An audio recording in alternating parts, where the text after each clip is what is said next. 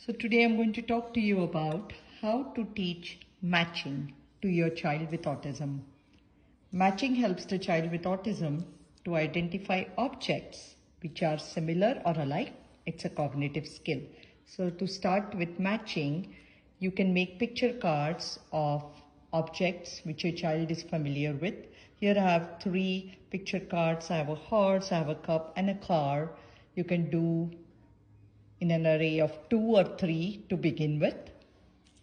Have duplicates of the same cards, and then you will give the child the picture of the car and say match, and they will put it with the same.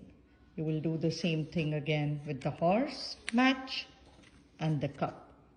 So once your child gets comfortable with matching with 2 or 3 pictures, then you will increase the field size to maybe 6 or 7 depending on your child.